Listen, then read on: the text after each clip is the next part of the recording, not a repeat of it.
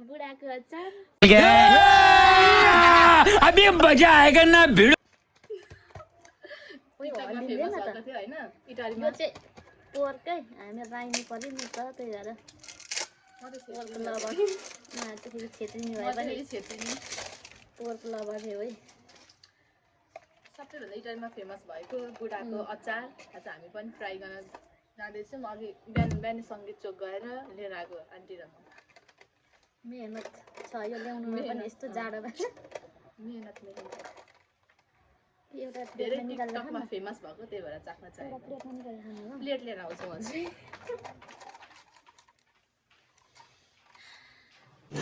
रुको जरा सबर करो खुसबु त निकै छ यसको सिर्ना सबै उकाइदिन् अलिकति खाउनु न सबै खाइदिन्छ के यस्तो फर्केर राख्नु कहाँ राख्नु भुल्नु भयो नि यो कतिको होला आन्टी आधी केजी आधी केजी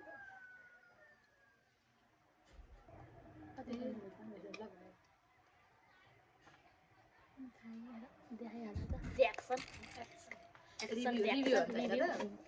रिभ्यू अब सक्नु न तपाईँको फर्स्ट बाइट तपाईँको मुनि मसला हुँदैछ नि त्यस्तो आन्टी जमेछ यो त झन् त्यसै बुझ्नु हुन्छ जम्छ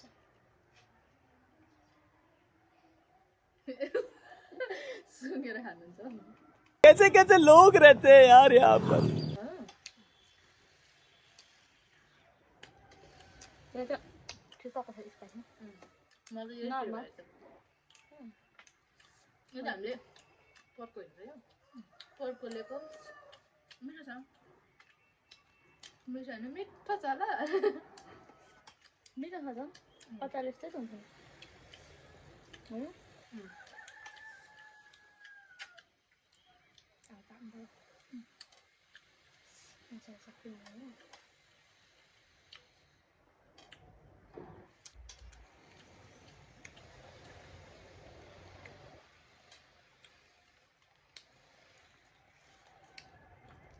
कस्तो लाग्यो तिमीलाई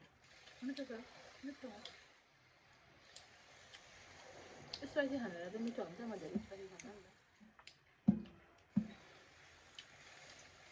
होममेड हो है साथीहरू यो फेरि होममेड बुढाको अचार अनि गुरुङले बनाउनु भएको हाम्रो टिकटकमा फेमस हुनुभएको के अरे माया गर्नु भनेको आन्टी अर्को चाहिँ बफ चामलको भयो नि सुकुटी जस्तो हुन्छ होला त्यो चाहिँ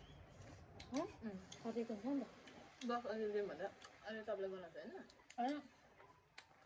मनमा पर्नेलाई बनाउँछ नि त बफ त त्यसै बनाउँछ नि त रागा त रागा रागै बनाउँछ अलिअलि